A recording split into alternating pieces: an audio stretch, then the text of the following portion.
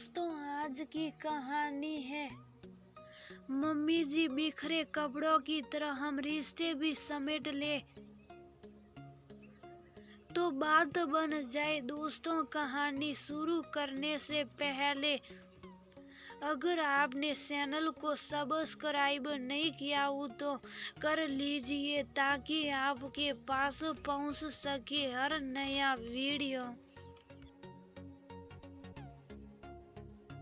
आओ बहू, आज से यही तुम्हारा घर है और इस घर की जिम्मेदारी भी अब तुम्हारी है। लो भाई, हमारी जिम्मेदारी अब यहाँ खत्म हुई। पूरी दुनिया में खोज की तब जाकर तुम्हें ढूंढकर अपने घर की बहू बनाई हो। तो अब संभालो अपने घर की जिम्मेदारी को, क्योंकि जब तक बहू घर को नहीं अपनाती वह उसे ससुराल की यादों को भुलाकर यहाँ अच्छी यादें बनाओ और घर की शांति बनाए रखना। एक सास को इससे ज्यादा और क्या चाहिए।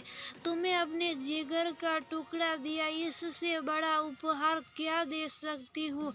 कांदबरी भी अपनी नई बहू वर्षा से कह रही थी। कांदबरी जी की ननद सीमा जी बोली, सही कहा आपने भाभी। अरे बेटा, दे दिया तो और क्या चाहिए, पर मुंह दिखाई में नेग के तौर पर कुछ तो दोगी। यहाँ इतना कहकर पल्ला झाड़ लोगी। देख लो, अगर पहले उपहार में कंजूसी करोगी तो कहीं बहू का रवैया सबके लिए अच्छा और तुम्हारे लिए अलग ना हो जाए। इतना कहकर वह ठहाका लगाने लगी।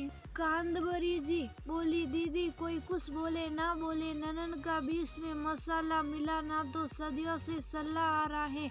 अच्छा हुआ मेरी बेटी नहीं है। कम से कम अगर बहू से कुछ मन मुटाव होगा तो बस मुझसे होगा और वह हम सास बहू मिलकर सुलझा लेंगे।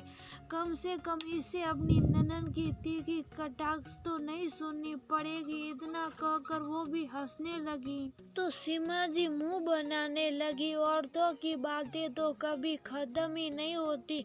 तभी बीच में कांदबरी जी का बेटा राजी बोला, माँ अगर आप लोगों का मनोरंजन खत्म हो गया हो तो बाकी की रस्में भी खत्म कर लो। मैं बहुत थक गया हूँ। अपनी बहू को जितनी देर बैठाना है बैठाइए, पर ये ध्यान रखना कि ये भी लंबा सफर करके आई है। सीमा जी सुटकी लेते हुए बोले, देख लो भाभी, पराई लड़की का गृह प्रवेश करवाई हो और आपका अपना बेटा अभी से पराया हो गया। कांदबरी जी बोली, दीदी आप तो रहने ही दीजिए। सही तो कह रहा है, वह थक गया होगा और बहू भी तो थक गई होगी।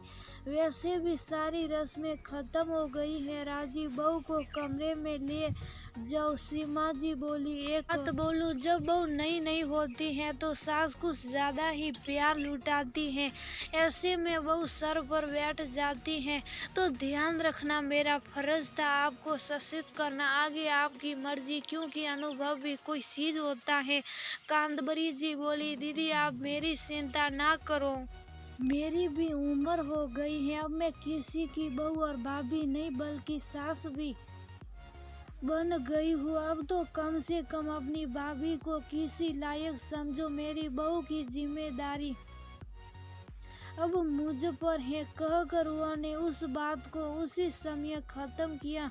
समय धीरे धीरे बीतने लगा। वर्षा उस घर वालों को अपना समझने लगी और भगवान से यही विनती करने लगी कि ससुराल वाले भी उसे अपनाए तो बात बन जाए। एक रोज वर्षा ने बड़े प्यार से कांदबरी जी से कहा, मम्मी जी रसोई में आपको गर्मी लगेगी, मैं पापा जी के लिए चाय बना, आप बस इतनी मदद कर दीजिए कि सूखे हुए कपड़ों को मुझे लाकर दे दीजिए। कांदबरी जी ने मुंह बनाया और सारे कपड़ों को लाकर वर्षा के बिस्तर पर लाकर पटक दिया और बोली, बहू के आने के बाद भी अगर धूप में कपड़े उठाना पड़े तो फायदा। इतना कहकर वह चली गई। थोड़ी देर बाद कांदबरी जी अपने पति विवेक बाबू से बोली, बहू ने घर की परंपरा और घर के नियम तो समझ पूछते, बस एक ही बात का दुख है कि बिना पूछे सब कुछ करती हैं। विवेक बाबू बोले, अगर ऐसा है तो तुम उसे समझा दो जैसे अपने बेटे को समझाती हो। बहू बेटे अलग नहीं होते, हमारी सोच अलग होती है। कांदबरी जी वर्षा से कुछ नहीं कहती, पर उसकी छोटी छोटी बातों में नुक्स निकालती और परेशान होकर गुमसुम रहती थी, जो कि उनके चेहरे पर दिखता था। एक रोज विवेक बाबू अखबार पढ़ रहे थे। वर्षा उन्हें चाय देते हुए बोली, पापा जी आपसे एक बात पूछूं? विवेक बाबू बोले, हाँ हाँ बहू पूछो ना। वर्षा बोली, पापा जी मम्मी जी को आपसे बेहतर कौन जान सकता है?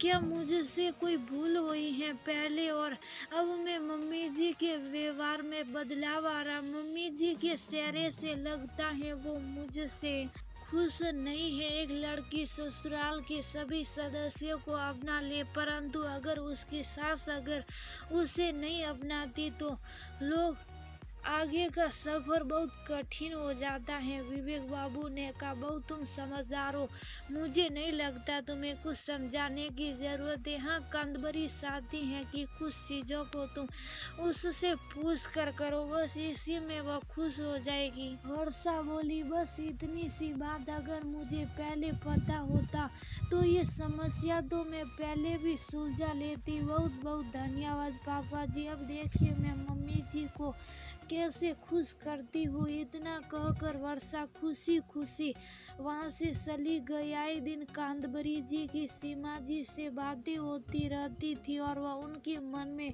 बहुओं के खिलाफ नए नए बीज डालती रहती थी। अगले दिन राजीव घर में थे। वर्षा बोली, मम्मी जी आज खाने में क्या बनाना है?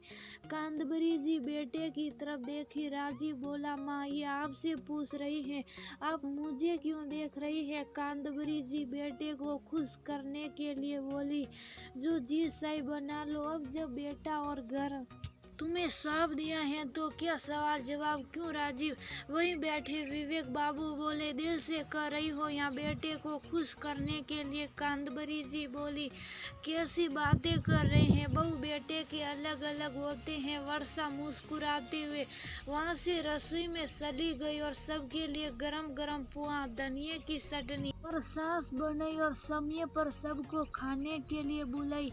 गर्मा गर्म नाश्ता देखकर सब खुश हो गए। जैसे ही उसने कांदबरी जी को परोसा वह बोली, बहू ये क्या बना दी हो? अरे इससे अच्छा तो पूरी सब्जी खीर बनाती, कम से कम पेट में भरता और स्वाद भी आता। कितना समय हो गया तुम किसी के भी स्वाद को समझ नहीं पाई हो। छोटी छोटी बातें तुम्हें बतानी पड़ेगी। वर्षा को बहुत दुख हुआ, फिर भी उसने मुस्कुरा कर कहा, मम्मी जी मैंने तो आपसे पूछा था, आपने ही कहा जो इच्छा है बना लो।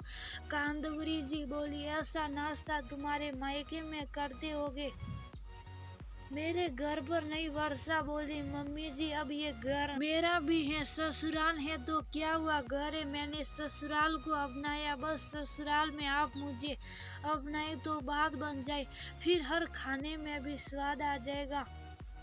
उनकी बातों को नजरअंदाज और अपने लिए भी लेकर बैठ गई। अब ये रोज की बात हो गई थी। वर्षा उनसे हर रोज पूछती थी, दूसरों के सामने अपनी छवि खराब ना हो, इस वजह से कांदबरी जी भी कह देती थी अपनी मर्जी से कुछ बना लो, और जब वह करती तो उसमें वह नुक्स निकालती थी। धीरे धीरे वर्षा ने उनसे पूछना ही छोड़ दिया। कांदबरी जी बोली, मैं सोचती थी मेरे घर की बहू दूसरों से अलग है। हाँ घर की जिम्मेदारी तो संभाल ली, पर अब इस घर में अपना सामंजस्य भी फैलाती गई। विवेक बाबू बोले, अरे जब राजा बूढ़ा हो जाता है तो अपना सामंजस्य नई पीढ़ी को सौंप देता, पर तुम अपनी बहू को सब कुछ देना भी चाहती हो और गद्दी भी नहीं छोड़ना चाहती, ऐसा कैसे चलेगा? वर्षा वहीं बैठी सब सुन रही थी। वह हंसकर बोली, पापा जी मैं तो यही कहूँगी, जब तक शरीर स्वस्थ है कभी भी अपना सब कुछ बच्चों को नहीं देना चाहिए, क्योंकि आजकल की परिस्थिति और कुछ बच्चों की मानसिकता बदल रही है। आए दिन वृद्ध माता पिता के साथ जो दुर्व्यवहार होता है वह मन को सलनी कर जाता है। ईश्वर न करे कभी किसी माता पिता के साथ ऐसा हो। कांदबरी जी बोली, मेरा बेटा तो ऐसा नहीं करेगा। हाँ, दूसरे घर की आई लड़की का मैं नहीं कर सकती। वर्षा मुस्कुराकर बोली, मम्मी जी, जब तक बेटा गलत नहीं करता किसी दूसरे घर की लड़की में इतनी हिम्मत नहीं कि वह मजबूत रिश्तों को तोड़ सके। हाँ, वह बात अलग है कि कटघरे में लोग पहले बहू को ही खड़ा कर देते हैं। खैर छोड़िए इस बात को, यहाँ सब कुछ आपका ही है, बस किरदार बदल रहे हैं। कांदबरी जी बड़े गौर से वर्षा को देख रही थी। वर्षा बड़े प्यार से उनका हाथ अपने हाथों में लेकर बोली, मम्मी जी, औरत चाहे जिस भी रूप में हो पर आखिर बेटी, पत्नी, बहू और माँ ही कहलाती है। मैं चाहे कितना भी कर लूँ, आखिर आपके बाद ही मेरा नंबर आएगा। इस बात को आप जितनी जल्दी स्वीकार कर लेगी, तकलीफ आपको भी कम होगी और मुझे भी। कांदबरी जी बोली, बहू, तुम्हारे कहने का क्या मतलब है? क्या मैंने तुम्हें किसी चीज के लिए कभी रोका है? वर्षा बोली, नहीं मम्मी जी, आपने रोका तो नहीं है, पर मेरे काम में कमी भी निकालती हैं और खुश भी नहीं रहती हैं, तो इस तरह से मैं कैसे घर को अपना पाऊंगी? मैं बिखरे हुए कपड़ों को हर रोज समेटती हूँ, पर रिश्ते ही अगर नहीं समेट पाई तो मेरी मेहनत तो बेकार जाएगी। और इसमें को कोई दो राय नहीं कि सास के पास बहू से ज्यादा अनुभव होता है। एक लड़की जब ससुराल आती है तो मायके की यादों को एक बक्से में बस बंद करके नई यादें बनाती हैं। ससुराल को अगर लड़की ने अपनाया और ससुराल वालों ने उसे नहीं अपनाया तो कभी भी दोनों तरफ से रिश्ते नहीं बन पाते और अधूरे रिश्ते बहुत खतरनाक होते। इससे ज्यादा मैं आपसे क्या कहूँ? इतना कहकर वर्षा वहाँ से चली गई। विवेक बाबू बोले, कांदबरी, 100 उम्र में तुमसे कितनी छोटी है, फिर भी कितनी बड़ी बात कह गई। उसे भरोसा था कि जिस तरह से गृह प्रवेश के रोज तुम उसके लिए दीदी से लड़ गई, आगे भी तो उस साथ दोगी, पर तुम तो बस सास बनकर रह गई। याद रखो, अगर तुम बहू की नहीं बन पाई तो शायद बेटे से भी तुम्हारा रिश्ता खराब हो जाएगा। अपने भविष्य के आईने में क्या देखना चाहती है ये तुम्हें तय करना, क्योंकि लड़के की माँ बहू ले आती, पर अच्छी और बुरी बहू उसे वह खुद बनाती है, क्योंकि कोई हर लड़की मायके से बुराई नहीं लेकर आती। इतना कहकर चले गए। उस रोज कांदबरी जी को लगा कि कहीं ना कहीं सीमा जी की बातों का असर ऐसा ना हो कि दूसरों की बातों में आकर वो अपने समेटे हुए घर को अपने व्यवहार से बिखर कर रख दे। अब उन्हें अपनी गलती का एहसास हो गया था, तो वह ने अगली सुबह एक नई शुरुआत की। अगली सुबह जैसे ही वर्षा चाय लाई, वो बोली, बहू, आज चाय बहुत अच्छी बनी है, तुम भी बैठकर हमारे साथ पियो। अरे, ये घर और हम सब तुम्हारे ही तो हैं। ये सुनकर वर्षा हैरान हो गई और उसकी आंखों में खुशी की चमक थी। विवेक बाबू बोले, क्या बात है, आज सूरज किधर से निकला है? कांदबरी जी बोली, सूरज तो अपनी जगह से ही निकला है, बस दूसरों की बातों को सुनना मैंने छोड़ दिया। अब अपने बच्चों की खुशी में खुश रहना चाहती हूँ। रिश्तों को जितना समेटना था बहू ने समेट लिया। अब मेरी बारी है। जब तक दोनों तरफ से कोशिश होगी तभी तो बात बनेगी। वर्षा आगे बढ़कर कांदबरी जी को गले से लगा ली, बोली, पापा जी, अब मैं मायके नहीं जाऊंगी, क्योंकि मुझे यहाँ एक माँ जो मिल गई है। राजीव ने माँ और पत्नी को जब ऐसे देखा तो उसकी भी खुशी का कोई ठिकाना नहीं रहा। वो बोला, अब बनी ना बात। सब हंसने लगे। अंत भला तो सब भला।